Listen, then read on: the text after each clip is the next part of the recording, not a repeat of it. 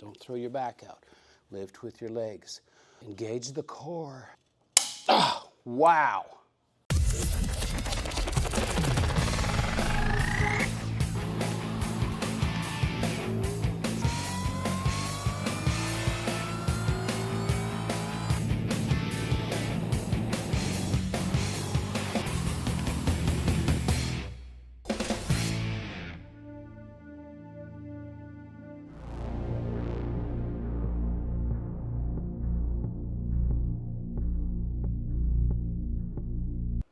Hey, I'm Kevin.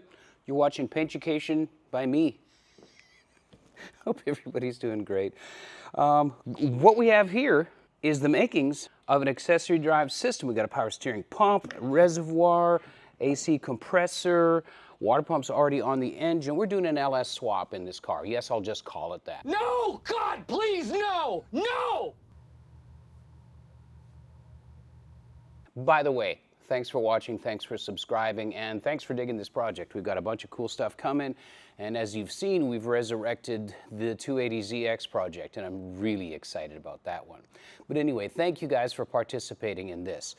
I went shopping, and I found all kinds of accessory drives, great ones. I've used a bunch of them in the past, and it's great. We got the tight ones, the mid-mount, and then the up and down and the dirty dingoes, and I got sticker shock bad because they kind of start at about $2,000.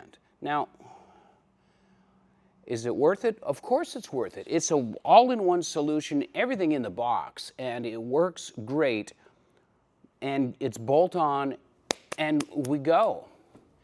But it was $2,000, so I thought, golly, man, what if I piece it together?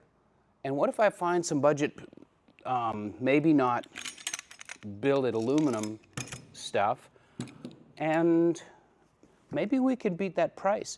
And so far, it looks like we're gonna have a complete accessory drive, minus the water pump, for in and around, or less than 800 bucks, which is better than $3,000.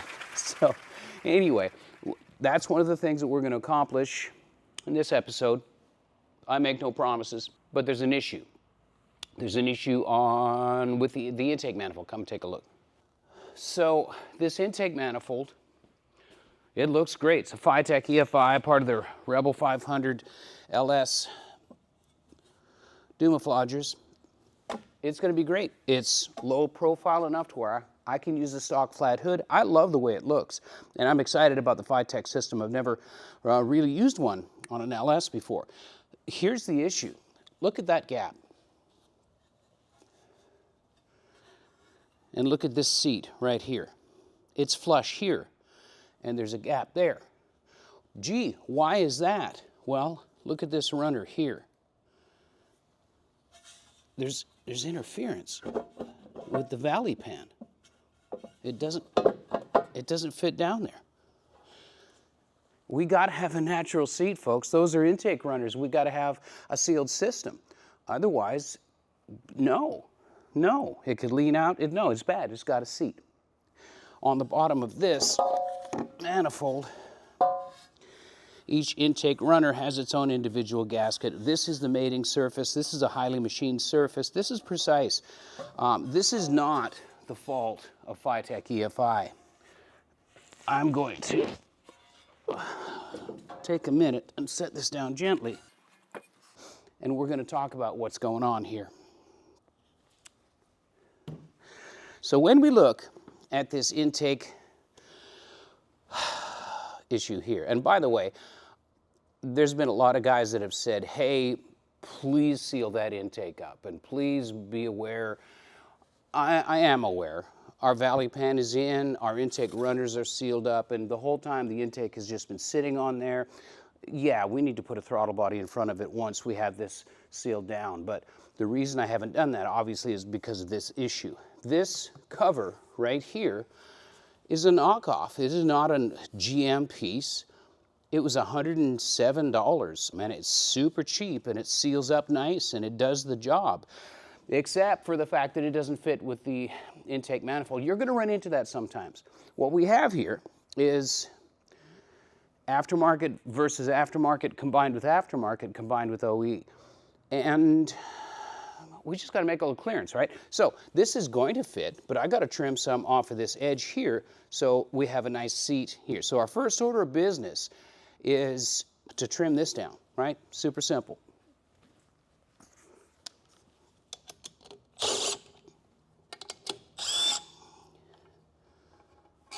And just to satisfy my OCD and yours, we're going to do this.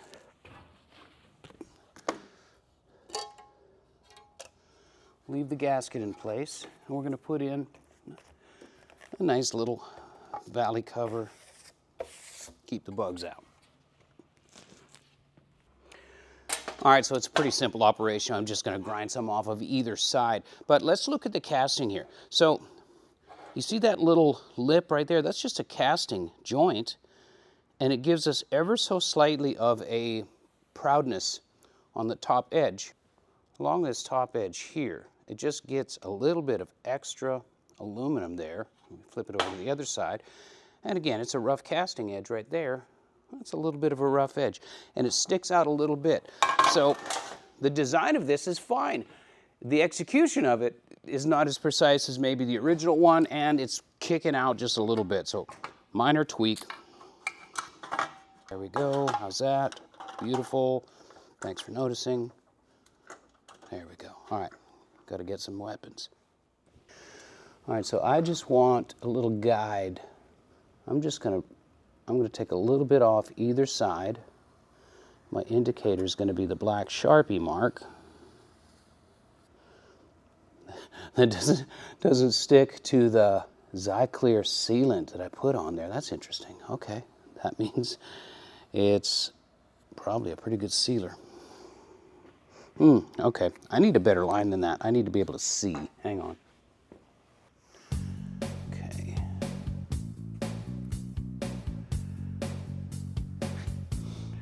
I don't want to take a whole lot off. It's like a 1/16 maybe.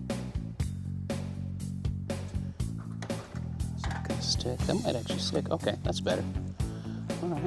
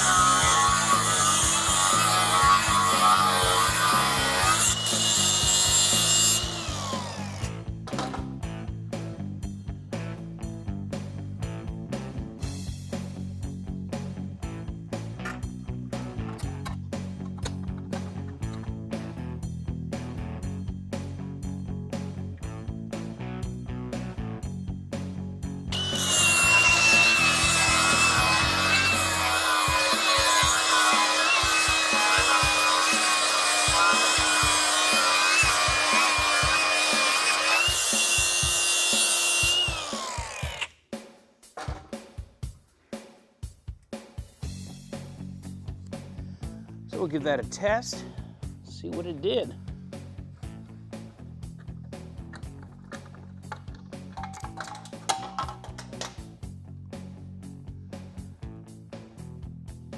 It's hot.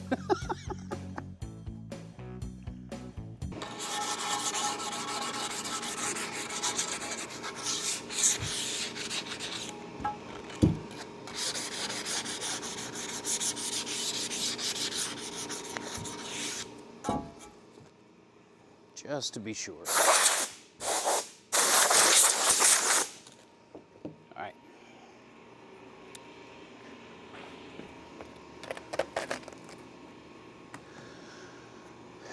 Now, I'm not going to torque this just yet because I may have to take it off again. I'm just going to put a couple bolts in,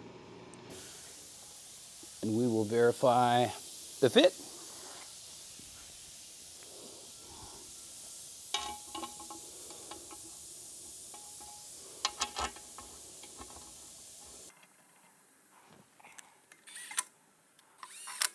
All right, that's where it's going.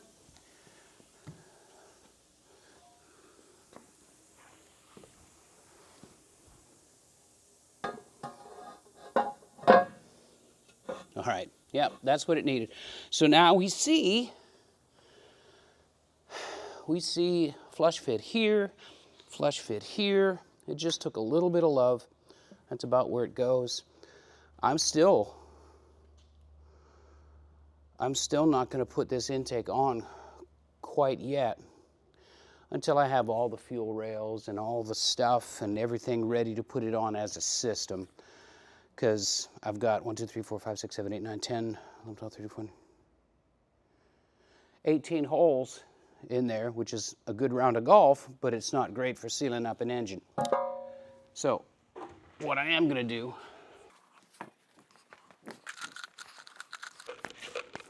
is put the rest of these valley pan bolts in so I don't lose them.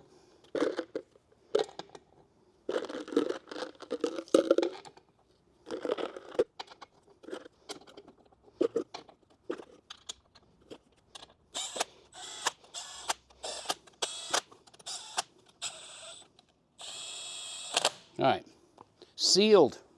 Need a piece of tape for that. Should probably get a sensor for that, but I'll put a piece of tape in it for now. So you LS gurus will know that there's different spacings for these accessory drives, and the spacing refers to the depth away from the engine.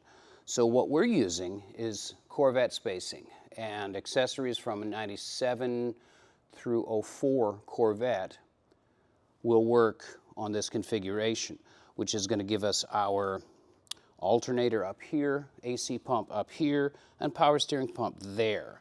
And that keeps things away from the steering gear and the water pump outlet and any stuff down there that we don't want interference on. It just fits. The really nice ones are like the Vintage Air Front Runner that tucks everything in, super nice. I used that on Zed Sled because we had the up and forward headers and giant turbo snails right there. We needed that real estate, but this is going to be just fine. So we're using Corvette spacing, and this water pump is the one that I got from John Bouchard, and it's actually, I don't remember what year it was. This is in a different place. I don't think it's going to hurt us because this water pump is brand new. It was a takeoff, and I want to use it. Let's look at what we got on the table. So these are hardly any of them AC Telco, but hey, that's okay. This is the correct spacing. These are all from except for that, these are all from Rock Auto. Power steering pump and reservoir, and the balancer. I'm still waiting on the alternator, which is supposed to be here on the brown truck today. But the balancer needs a measurement from the bolt mounting face to the outside of 1.5 inches. And I had one from an 04 GTO that was too deep and it wouldn't work. And I was hoping I would be able to repurpose that, but not in the stars. These brackets, they're just, looks like laser cut metal. I got them from Speedway, and it was very affordable, very adjustable. We're going to see how they work. I'm waiting on another one from the brown truck too. That's supposed to, should get here today as well, for the alternator. So while we're waiting on that, I'm going to address another issue with this engine, and I got to pull a valve cover off to talk about it. So hang on.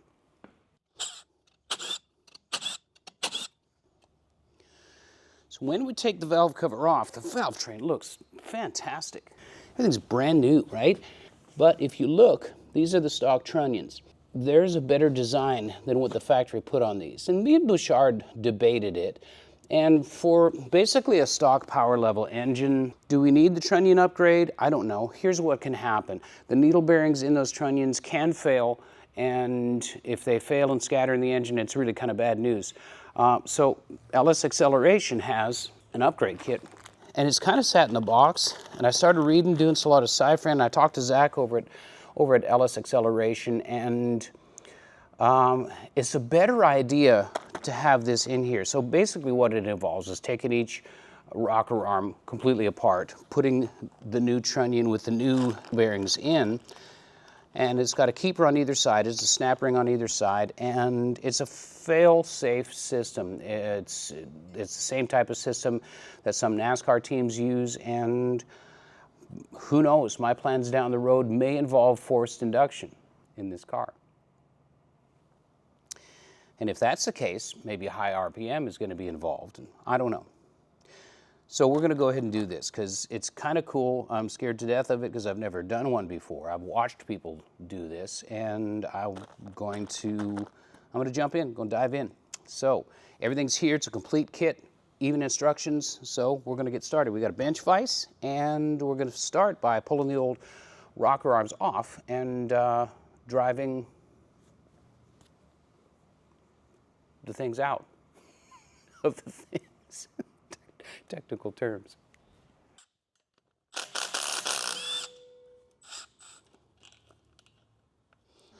So there's stock rocker arm.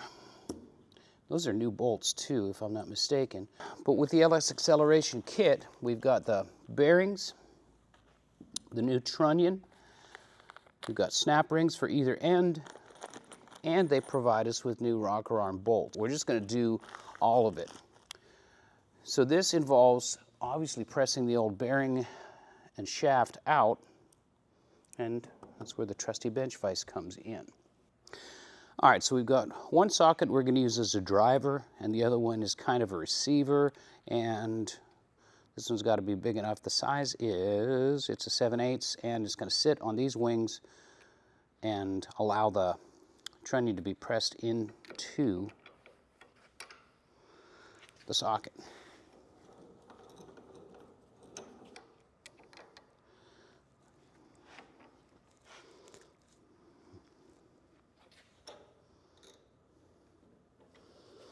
Make sure that we're centered up with everything, and we are.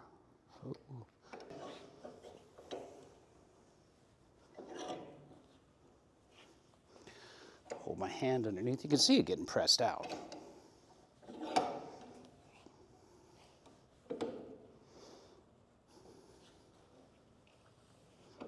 All right, now you feel it let go,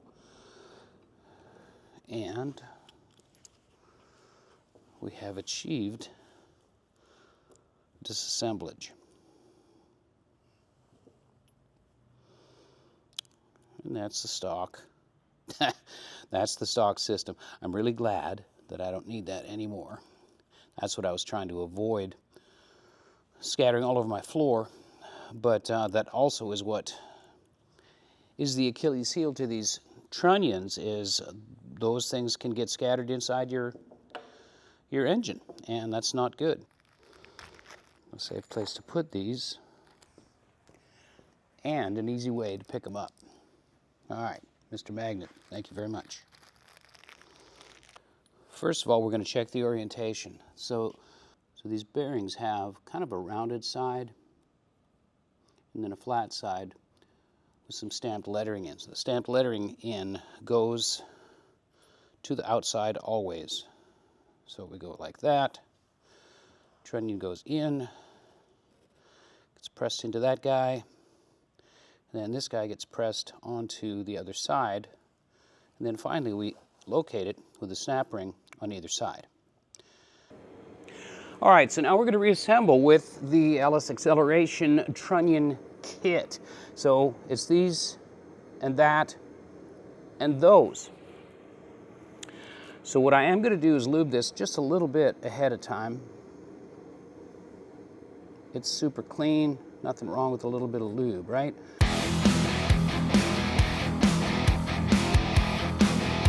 So these have captured grease in the needle bearings. I've got my letters that I can see on the outside, and that curved shoulder, that goes to the inside. So there's our order of assembly. And I'm also going to, I'm just going to give it a little bit of lube here.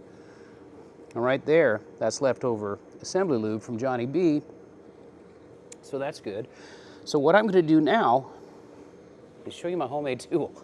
There is a fixture for this. It goes into either a bench vise or a press, and it holds things in place while you press the trunnion in, the bearings and all that kind of stuff. And I don't have it. I've got some LS installation tools, damper installer, pulley puller, all that kind of stuff, but I don't have it. So here's what we did. I've got some flat washers that I've welded together. This happens to be smaller than that bearing, about the right size that the trunnion will go through. So there's one side. This side happens to be able to capture that and act as a de facto press. So that's what we're going to do. The correct orientation, I'm going to set that right in there, and I'm going to hold that in place. Now, I'm not driving this in with a hammer. What I'm doing is just barely seating it so it doesn't come out and roll across the floor. So now what we're going to do is press that guy in.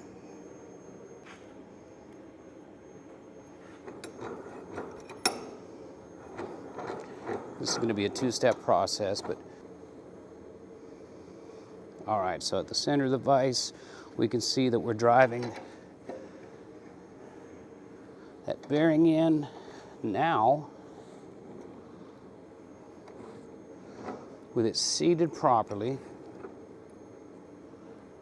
flip this guy around so it acts like a press. That flat surface is pressing, I'm going to call it a side bearing, that may not be what it is, pressing it in flush. When you start to feel resistance, back off. We don't want to squish the rocker arm itself. And now we can see we've got a perfectly flat seat on there. So, step 72, we take the trunnion, drop him in, and again, I take this guy, printing side out,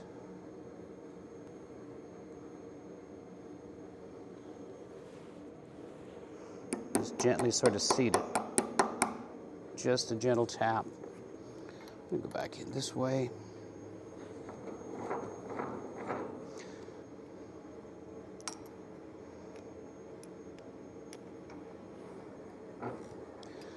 If this seems a little awkward, well, I'm sorry. It's saving me $100 on that press. I'm just seating that side bearing in right there. So now I can turn that around, and the gap in the washers allows for free play in the trunnion, allows for it to go kind of back and forth while it gets driven in. So make sure we're centered. That looks good to me. And the washer will show me when there's no gap, then I know I've got it seated properly. Okay, there's my little bit of resistance. We want to make sure that the trunnion itself has a little bit of end play and spins freely. I'm very happy that I didn't drop anything on the floor in front of everybody, so that's good. So now what we have is that ring groove on either side, there and there. And we're going to use our good friends snap ring pliers. I did launch one of these across the room a while ago, and I've learned that this is a technique. We're going to spread it just enough, push it down until it seats in that groove. Now, I like to know, see that, how it's spinning? You can see the trunnion is still, and the snap ring spins. That way I know it's seated fully in the groove. Now we're going to turn it around, get the other side, and we see our writing that affirms that I've got that not screwed up.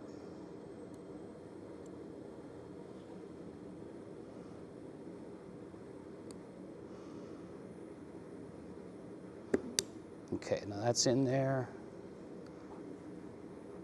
Okay, yeah, we're good to go. We're seated there. So, trunnion done, right? Ready to put back in? Not yet. A little bit of assembly lube. That's a lot of assembly lube. Where we meet the spring cage and then where the push rod goes in. You know, is that necessary? I don't know. It might be, it might not be. Now this guy, And we're going to use the new fasteners that come with the LS acceleration kit. And it's a cap screw, and the torque spec, I believe, is 22 foot-pounds. One bit of information I did find out, if you've got ported heads and stuff like that, maybe some thread sealant is recommended, but we don't. Heads are bone stock. So we're going to go back in here, and we're going back in, and I'm just going to gently run this up. I'll get a bit of resistance, and you can see I've gotten ahead. I practiced on a couple of them to make sure that I had my procedure down. And all these guys are sealed up. We've got the assembly lube, and we've got 12 more to go. I'm not going to bore you with doing that 12 different times.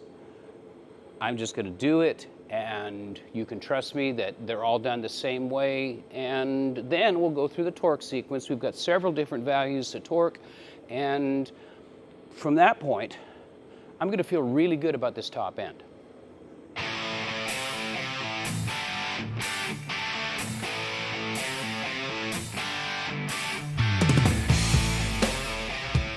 So I settled in and began carefully and methodically repeating the same process on all of the rocker arms and testing them before reinstalling them, make sure they spin. Also pre-lubing each one with assembly lube before reinstallation. I had a great conversation with Zach over at LS Acceleration, and he talked about the differences between the stock Trunnion needle bearings and the updated captured bearing kit that I'm installing. Obviously, GM has proved the reliability of needle bearings and rocker arms with every stock LS and LT engine ever built, and there's plenty of half-million-mile examples out there still alive. But the stock Trunnions start to show their shortcomings when more spring pressure and more lift are applied. So the high-quality captured bearings withstand much more load, much more lift, and the C-clip on each end is a failsafe to keep the bearings contained if there ever was a failure. So I thought it was a sensible upgrade, and never say never. It depends on the fun factor of 400 horsepower naturally aspirated in this car when I'm done playing with it, but if I ever do go with a blower down the road, I won't have to worry about the top end. Ever. Alright, so I've got my torque wrench set to, is 264? Yeah. 22 foot-pounds, which is 264 inch-pounds on my torque wrench preset. What I'm going to do is bring each set of rocker arms up to where they're in the closed valve position. Then I'm going to torque. Some guys just go nuts and just torque everything, and they're fine. Their engines don't come apart, but this is what I was told was the right thing to do. So here's what we're going to do. We're going to rotate. That's going down. Comes up. And that one goes down, this guy. And it comes up and a little bit more. Now, those in the valve closed position, we're going to go for our torque spec. All right, so there's 22.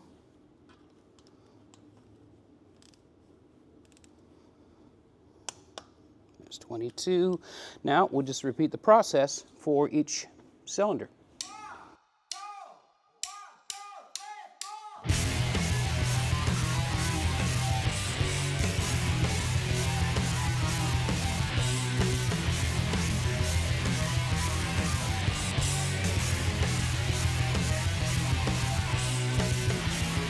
Alright, so I want to do this just to get a little bit of wetness on everything so we don't dry fire anything.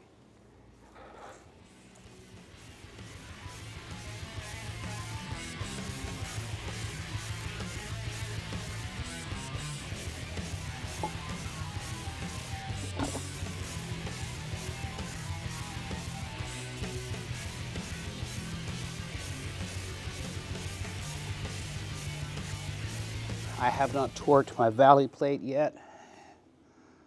So this spec is 106. Oh no, 216. All right, we're good. So we're gonna start in the middle. It may or may not matter. But we're going to do it like we do a cylinder head, do it inside out.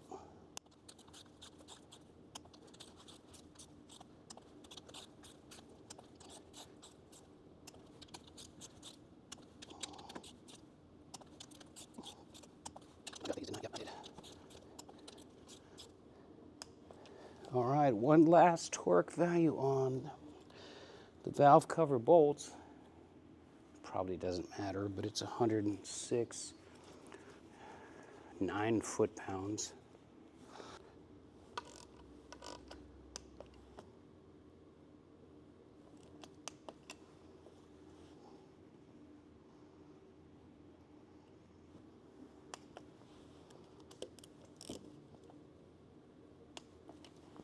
All right,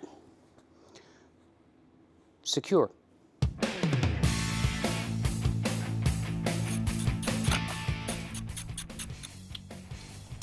So I'm going to go out on a limb and assume that you guys will believe me when I tell you that I went through the process on all the driver's side bank rocker arms and did the Trunnion kit carefully and properly, and now I'm torquing them down. So you don't need to see the process of the same thing over and over and over again.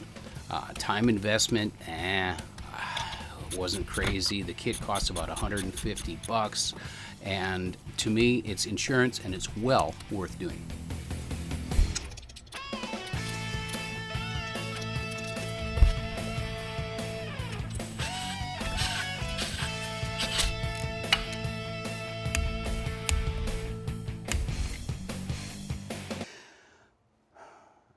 So I got excited, and while the brown truck was coming with another part, I started to put together the accessories just to make sure that everything jihad, and I've been trying to do this cheap and get good stuff that's still cheap. So I decided, rather than to buy a whole kit like we talked about, that I would just piece it together and get my individual components. And here's what I'm facing right here. We talked about the spacing of these accessory drives. System fail. So I started looking, why doesn't this work? And full disclosure, I am not blaming the parts manufacturer. This is truck spacing. That's the bottom line. So ID10T on my part, pilot error for me, I ordered the wrong thing. Okay, I gotta own it. I ordered the wrong thing. I ordered truck spacing brackets. So I'm disappointed and I'm sad. And I gotta solve a problem too. I gotta have a win. I gotta manufacture a win. I need a win. I gotta engineer a win into this system. Gotta have the W. So what we have here is, when you look at these cylinder heads on these LS engines, you've got it's a coolant bypass system. Steam port is what they're typically referred to as.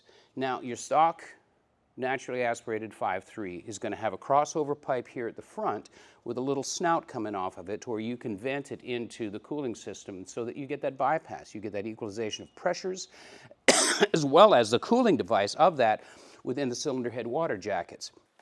So this is what happens in the back of your typical NA 5.3. This guy is a plug.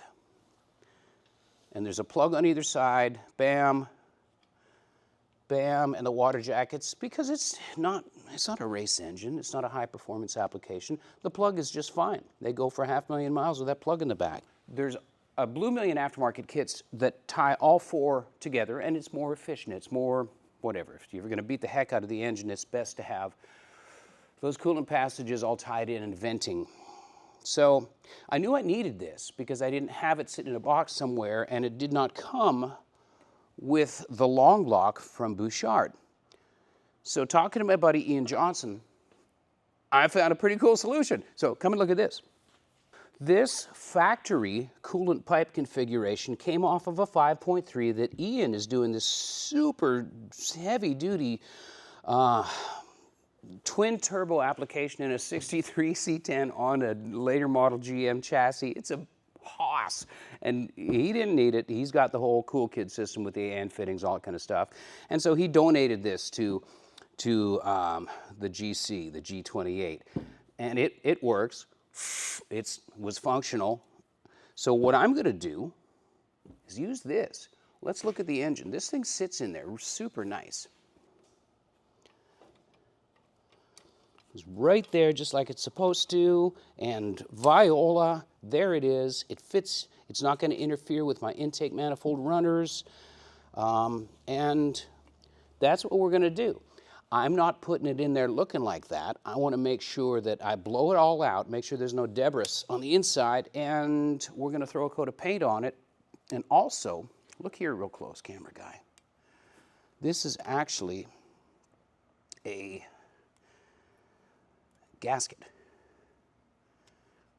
And it's old and crusty, and there's a little O-ring. There. See the black thing? It's a little O-ring inside that gasket, and like I said, I don't trust them. So when I put this on, I want it to be for the last time. So we're going to do a little refurb on this, and then we'll get back here, and then I'll dive into the accessory drive once more. So I dug through my boxes. These are a specific length and a 10 mil head, and I think it's a 6 mil thread, fine thread. Those are the bolts for the cylinder heads. Got the right hardware there. I don't need those. I'm going to remove what's left of these. Just these two guys. Oh, I'm sorry. There's another one here.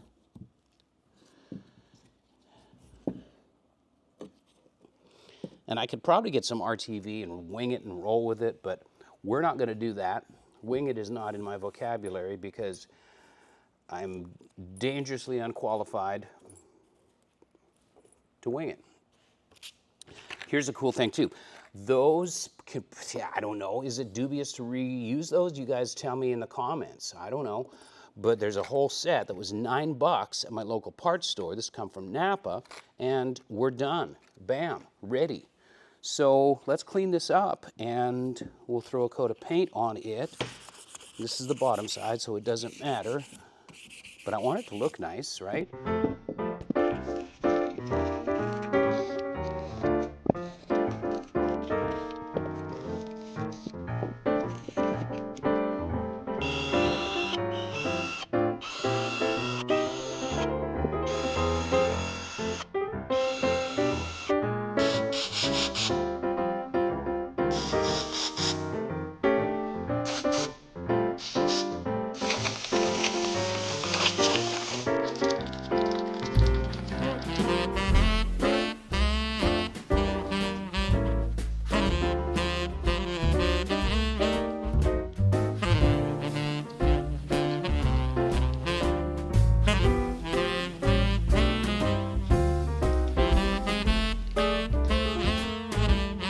So while the paint's drying on my coolant crossover, I'm going to take a moment, I'm going to bow my head in silence, and I'm going to remove my mistaken purchase.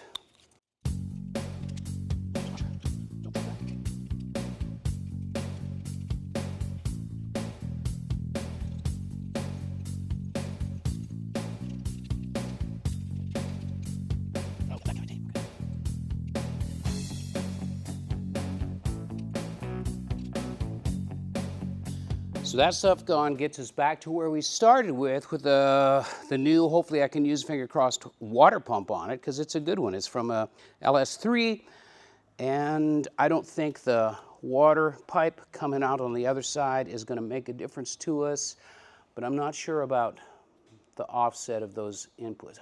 I don't know. I don't know. I'm going to leave it there for now. I'm really sure that you guys are familiar with what a Hail Mary is.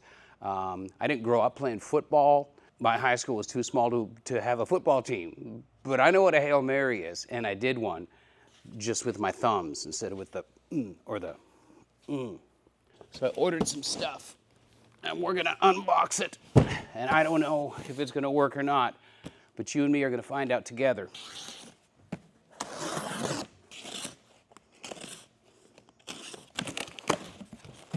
So, you know what the difference is between this YouTube stuff and TV? In TV, I would have had this stuff all set out. I would have test fit it. I would have made sure that I understood the workflow, had my tools set out and all that kind of stuff. And I make no apologies for that. It's called being prepared. It's a production technique known as a setup, and basically it's a rehearsal of what you're going to do on camera, because that camera time is really valuable. And I'm not saying this is not, but one of the things that's kind of exciting about this is that I could do something like this, and I have no idea if it's going to work, and if it doesn't, then we learn together. So this is a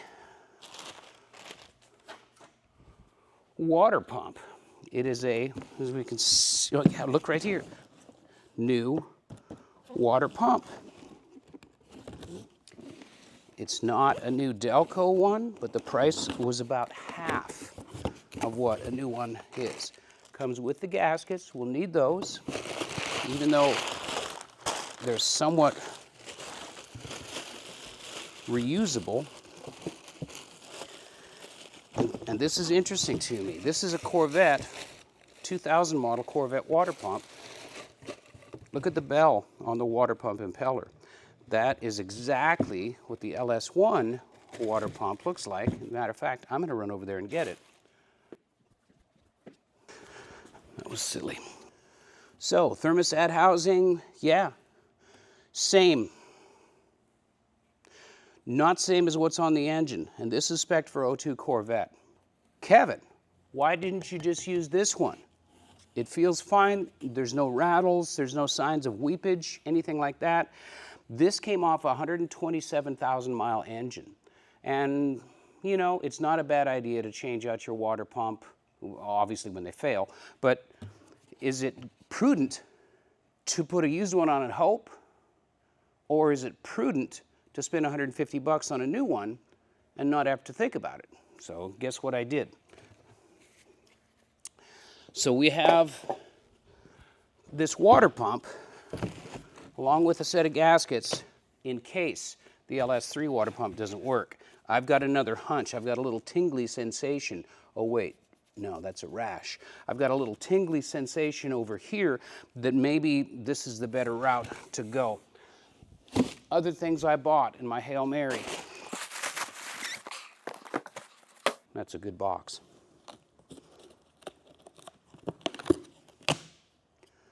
That's not.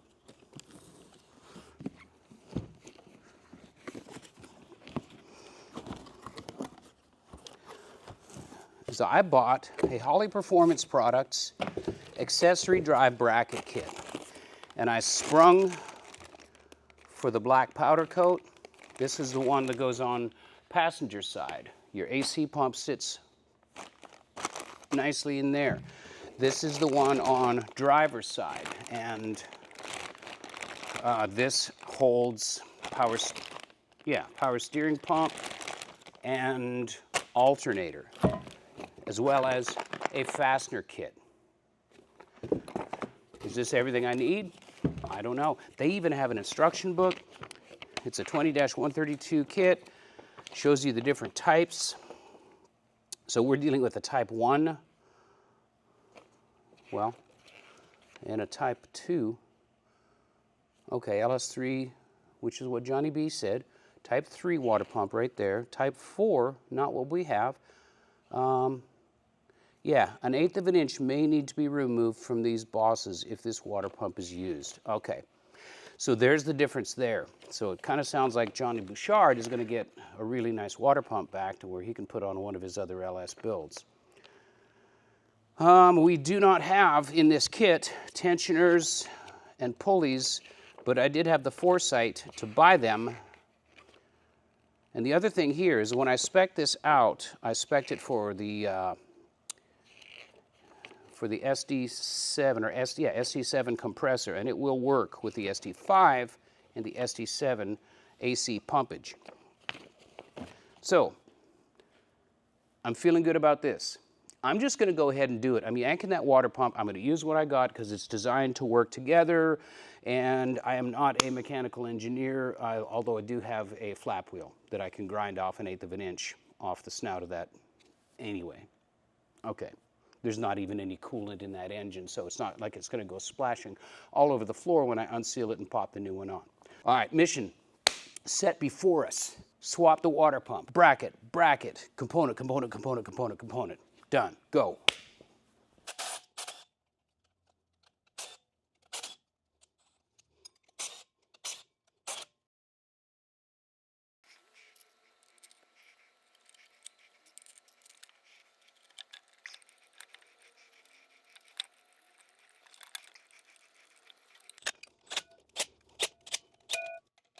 And I know there's a torque spec for those, and I'll respect that and do that properly another time. All right, so I've spent a little time doing some ciphering. And I've come up with some new knowledge that there is a spacer kit that is required in capital letters for installation of this kit. And the spacer kit is dependent upon the spacing that you want. So, you know, it goes back to my throw nothing away. Throw away nothing mindset, which bites me in the butt because I've got shelves and stacks of stuff, just about said a bad word, but sometimes you need it. Case in point, this is the bracket kit, right? This goes back here and gets a flush fit. Let's see, like right about, well, where does it go? It goes back here like that. El Perfecto. And they provide the hardware for it, but Holley does not provide this kit. The reason Holley doesn't provide this kit is because they don't know what spacing you're going to use. So this is leftover stuff from different Holley systems that I've had. There's different fasteners and spacers and different things, and I have half of what I need. But I'm smart enough to be able to stack flat washers. So I'm hoping, now this is for the AC pump side. This is the bracket for that. I'm hoping that these two stacks of flat washers will get me to the point to where I can install the other side, order the kit,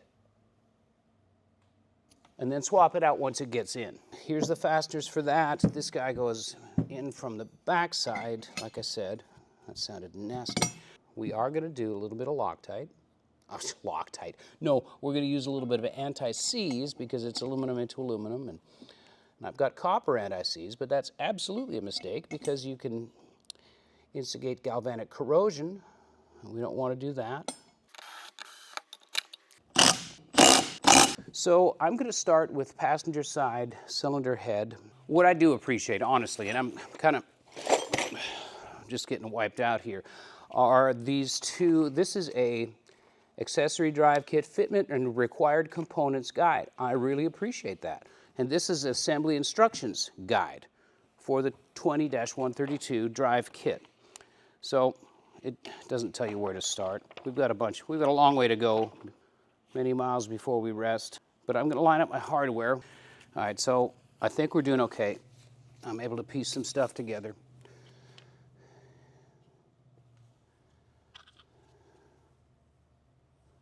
I'm going to just kind of little dab will do you on these guys.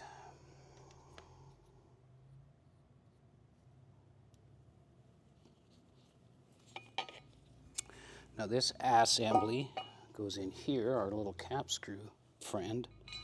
Goes down to the bottom. This is the long M10. Goes into the cylinder head. Other guy goes in here to the cylinder head.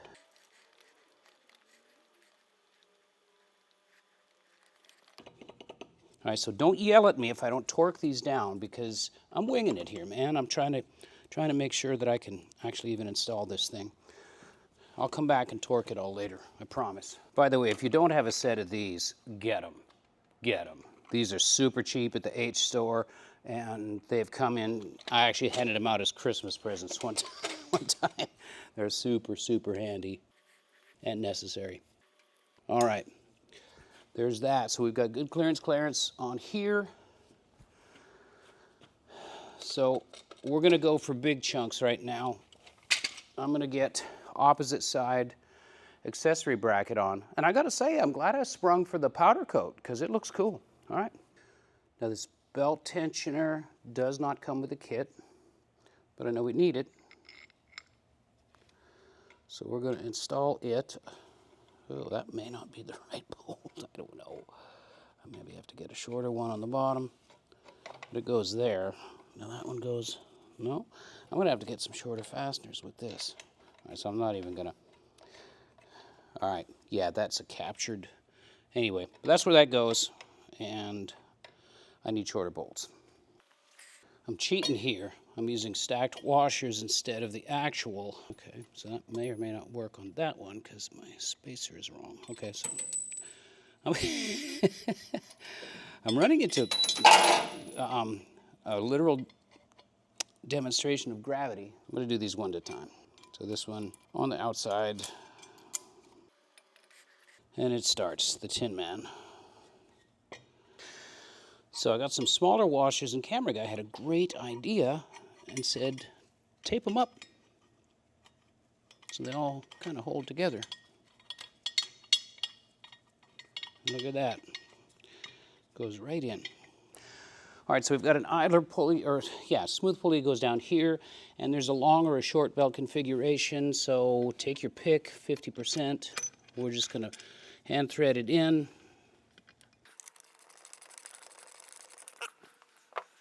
So a power steering pump gets a retainer, one of these long bolts on either side. We go on the inside here.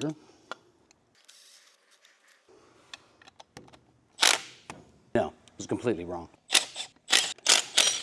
Not wrong in the way where the pump goes, but in the way that the retaining bracket goes.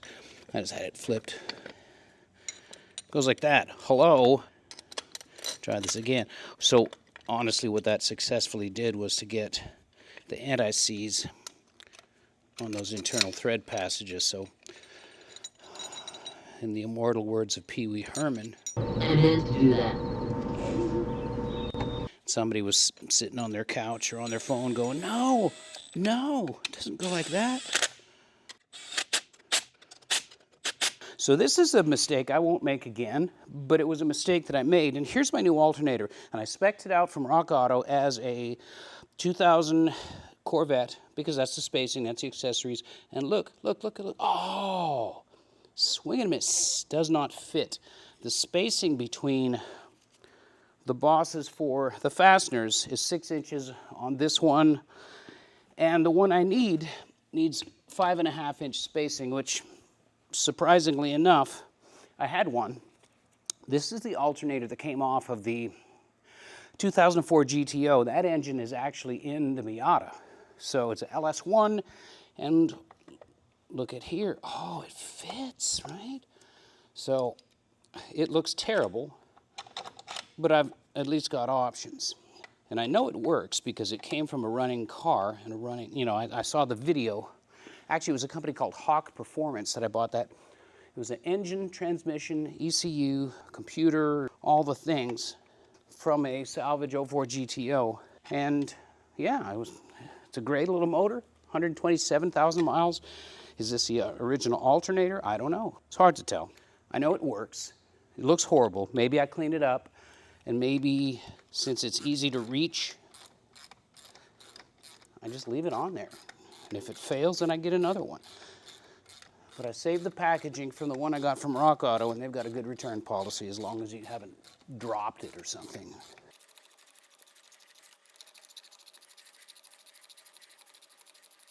Remains to be seen whether the spacing is right, but it kind of looks like it lines up with that tensioner on the other side, so crossing my fingers. This is power steering pulley, goes right here. This is not the stock one. This is, if you can see that part number, it's a Dorman part number 300-202. It is a smaller diameter power steering pulley.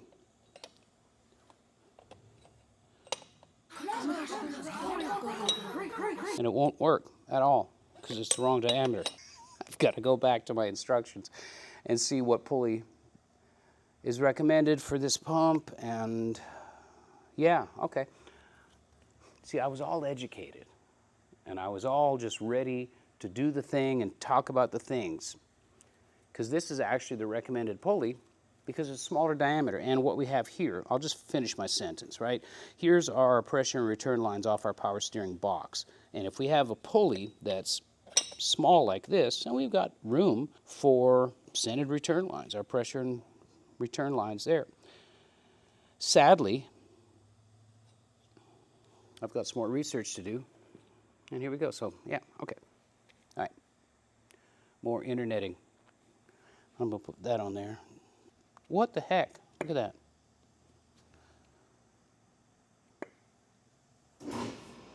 I think I saw that in a movie once. I could play with this all day.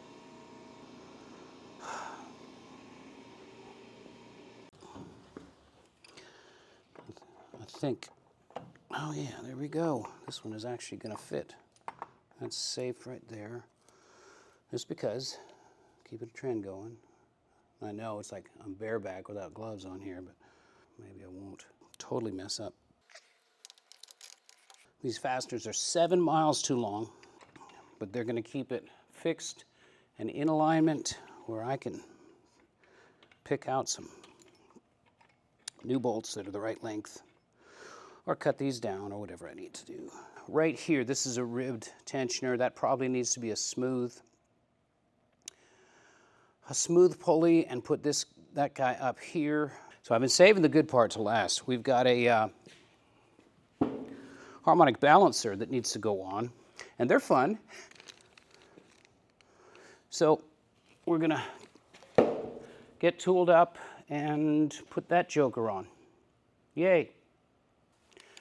All right, so this is apparently it's a new balancer bolt. These are torque to yield bolt.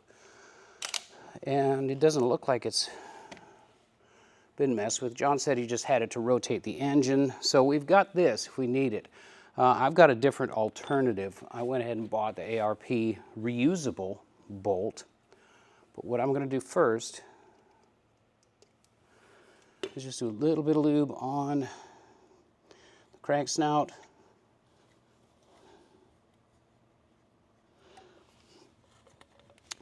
And then we've got this guy,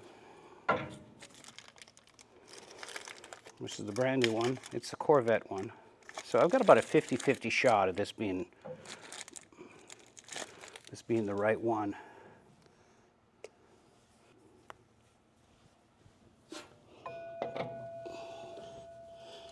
So that will hold it up. It needs to be driv on there, right? But I've got a tool. It's a good tool. Just in case, soft landing pad. So I'm gonna go get my tool.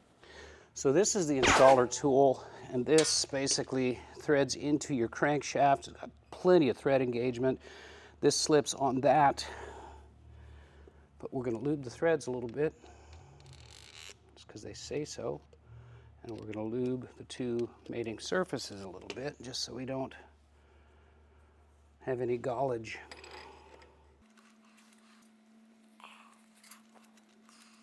The danger in doing this stuff with this internal threaded crankshaft is stripping the crankshaft. Now, I don't know if you remember this or not, but we had it was not an LQ4, it was I don't know what the 6-liter designation is for a 2013 Silverado, but it was a brand new engine, assembly line pullout, and somebody had stripped the threads off in the snout. So they yanked it off the assembly line, and I got a brand new 0-mile engine. And my buddy John Bouchard did it's called a time cert. It's basically a threaded insert in the crankshaft snout, and it gave us enough to install pulleys, and repaired it. And I got assembly line 0-mile engine for the cost of the weight of it, the salvage. So it was a good deal. I got to get another wrench for that.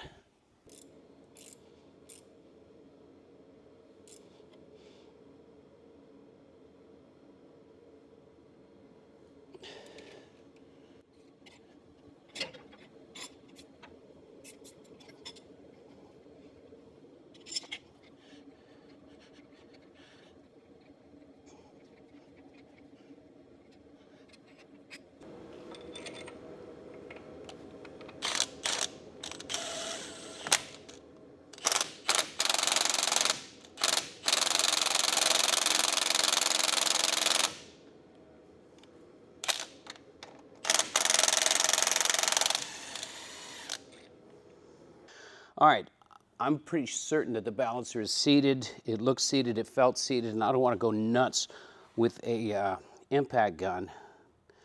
But I do want to measure. So stick out from the balancer to the snout needs to be no more than 170 thousandths, I think is what I read. So we're going to, so we're at 13.8, so we're 130, almost 140 thousandths. So that's good. That's right. I want to make that flush, but it doesn't need to be flush. And I don't want to tear those threads out of the internal crank snout. We're going to call that seated. There's a specific torque sequence for these because this is a torque to yield bolt, and the strength of the fastener depends on the stretch of the bolt and the internal pressure that it places. Not doing that. I got something that doesn't involve math. This is a reusable ARP Harmonic Balancer Bolt for these LS engines. A couple of pieces. It's got this and that, and comes with this. So I've read a little bit. I've read a little bit, and what you're supposed to do is lube your threads. You guys saw that, right? Yeah, wasn't necessarily my fault. Anyway, I'm gonna go wash my hands before I spread the joy all over the shop. Oh, now it doesn't want to come out. Okay, so we're gonna do a little bit of lube on the fastener on both sides. And I'm gonna find a paper towel and wash my hands. Before we do all of that, there's a torque spec in here.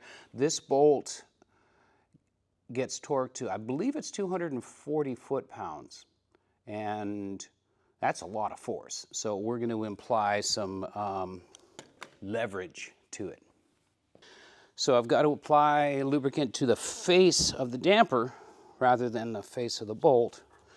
It's just to provide a nice lube on the surface so it doesn't, so you get an accurate torque reading. So we're going to follow the instructions. And I did a word looking session instead of reading. Torque spec is 235 foot-pounds. All right, so we're going to call that ready. We've already cleaned the threads inside the crankshaft. We're going to install this hand tight, like that.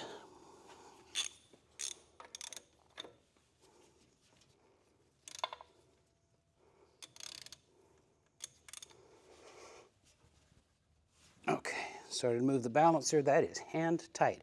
Now, there's no plugs in this engine. We got to stop the rotating assembly from rotating so we can apply the appropriate torque spec to it. How do we do that? There's two different ways we can do that. This thing is a flywheel holder. You can see the gears. Where this goes is in place of the starter. And it bolts up into place, locks in with the flywheel, holds the engine in place. That's an option. I have that. I don't want to pull my starter because I got headers in and all that stuff. The other option is this, which holds the damper in place. And we put a breaker bar in there to hold it, and then we apply our torque to the thing. So I got to make sure I got this. So we're going to be going righty-tighty. So I want this like that. I've got to clock that down just a little bit. Okay.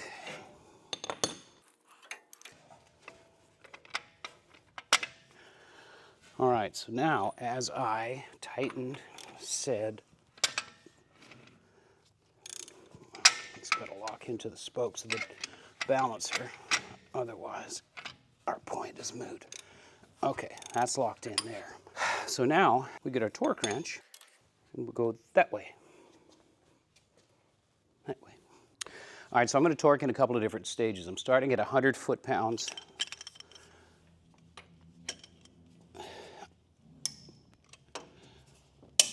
Okay, there's 100. Now we'll go up to,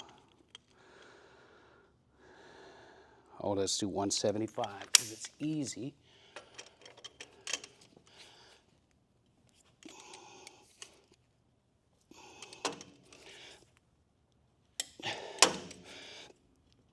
Okay, there's 175. Was not particularly easy. We'll go 225.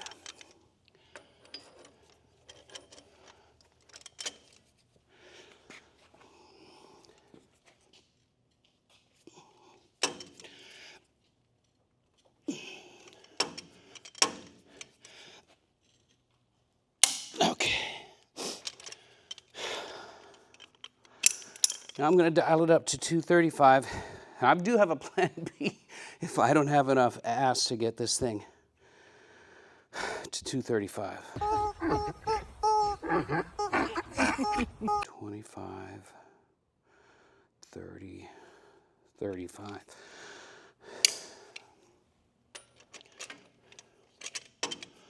All right, are we ready? Come on, don't throw your back out. Lift with your legs. Engage the core. Oh, wow. Did you hear that? Okay, I'm going to show you. All right, 225. I don't know if you can see it or not. Well, it remains to be seen if you can see it or not. And yeah, I don't know. If you can't see it, great. If you can, great. This gives us the proper torque spec for that ARP bolt. The balancer is seated. I'm happy with that. Let me show you what my backup plan was. Some famous philosopher once said, give me a lever long enough and I can move the earth. So this was going to be my plan. I've used this before with some really nasty wheel studs that were galled, and I literally twisted a wheel stud off on Derek Bierry's OBS truck. There was an issue, let me just say. So I knew that this was going to work. I'm glad I didn't have to employ it. I'm glad that if somewhere down the road we do forced induction and I have to key that crankshaft, I could back that sucker out. Here's the other thing. I've had several different LS gurus tell me, you know what, throw some Loctite on the end of it, spin up your impact gun to the top level, about 6 ugga-duggas, and you're done. That's probably valid too. I'm kind of a rule follower, and I wanted to do this, so I'm happy with that. All right. Cool. Cool.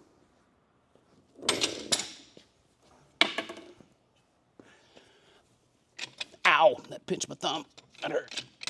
Okay.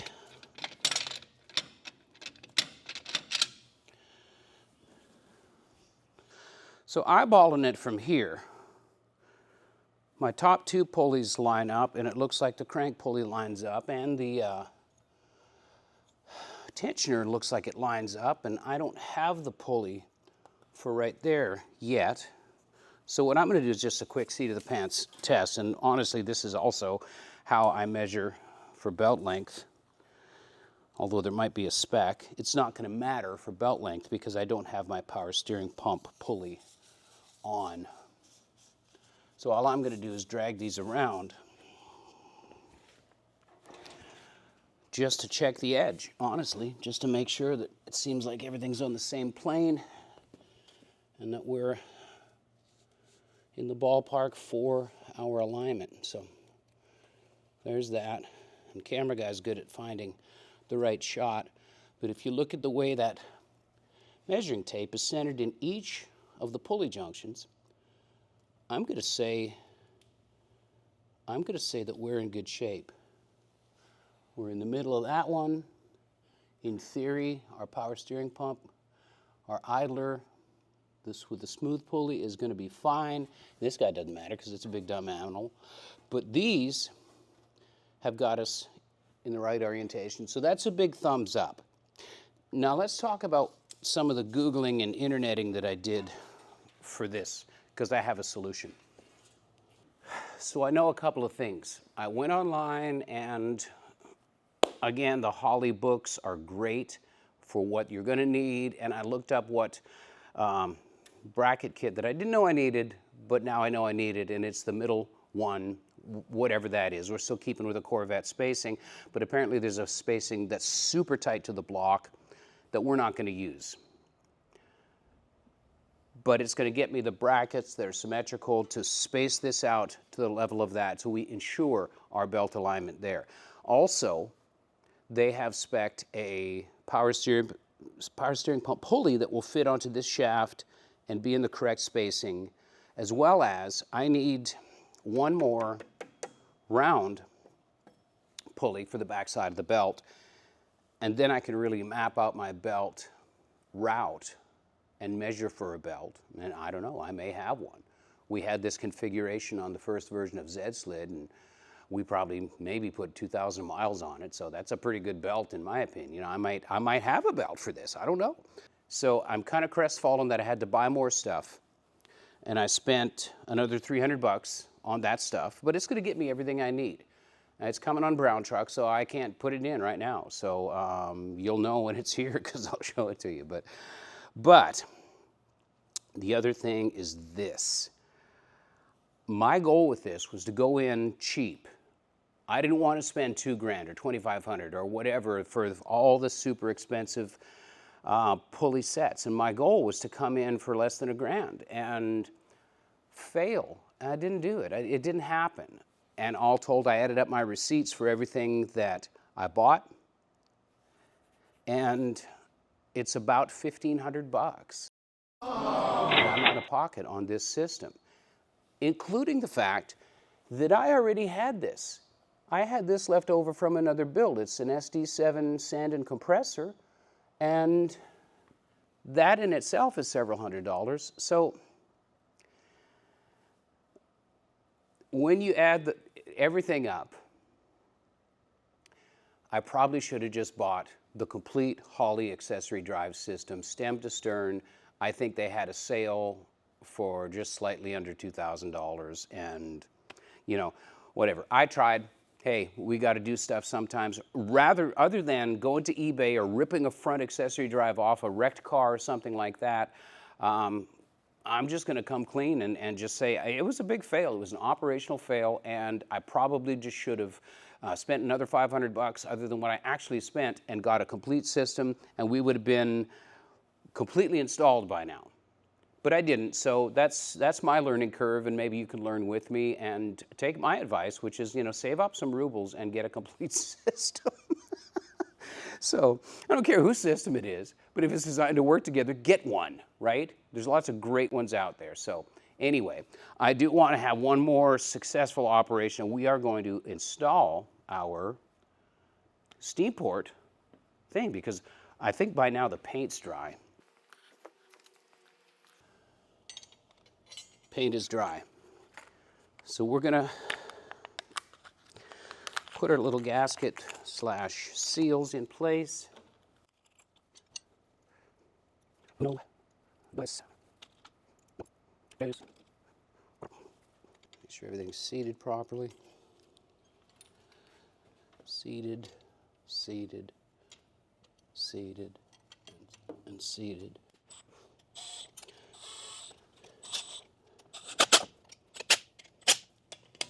There, torqued.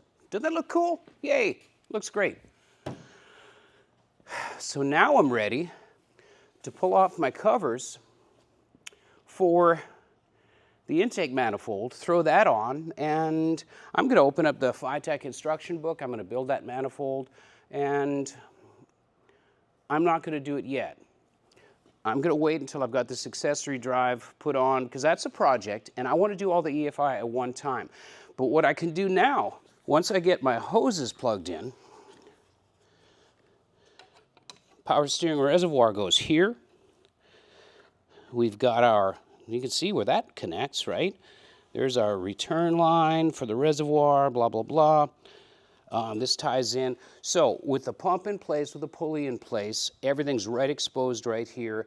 Now I can plumb in my Hydro Boost system because it plumbs and tees into the power steering box and comes into conjunction. It's kind of a dual return. There's a return off of the Hydro Boost master itself, as well as a return off of the reservoir. It circulates everything back in. It's not complex, but it's very, very well engineered and thought out. So now, once this is solid, I can do that. And we start making the building blocks on this vehicle a little more obvious. So there's many, many steps to building a vehicle into a car, or building piles and piles of parts into a car, and we're going along the way. So the reason I'm focusing so hard on this is because I want this reasonably complete before I start doing final assembly on my body panels, getting them ready to body work, and frankly do all the cross blocking and the fitment and if I'm going to weld gaps, I'm going to make it a nice paint job. But I don't want to be leaning across it doing a bunch of engine stuff. I want to body work this thing when I don't have to think too much about this. It's just parts. So that's what I'm waiting on there. And I know I've had a couple of comments, and it doesn't bother me. It's an observation. Guys are going, hey, this is a Paintucation channel. We want to see paint and body. And I don't want to show you paint and body. We're going to show it to you on this car. We're also going to show you every process that we go through and every challenge and every fail and every mistake that we make in the way of building this car at the same time. And I've got great paint and body content lined up. We're gonna be cooking with gas. We've got some more lesson type stuff, like the basic spray techniques video we put up a couple of months ago. That's been very well received, and that tells me that you guys want more of that stuff. So we're gonna deliver on that stuff. But in the meantime, these are the steps in building this car. So thank you for being along the ride, pun intended, on these vehicles, on these projects. I'm super excited about the 280ZX. I actually had a phone call with Ryan Chan this morning, and we're going full steam ahead on that project. And yeah, he's helping me spec parts and transmission as we speak, and I'm stoked. Thank you guys. Thanks for subscribing. Don't forget we got merch in the description, and our shopping cart is now tied in, and I just appreciate each and every one of you. Thank you for being a part of this journey, if you will. And we'll see you next week.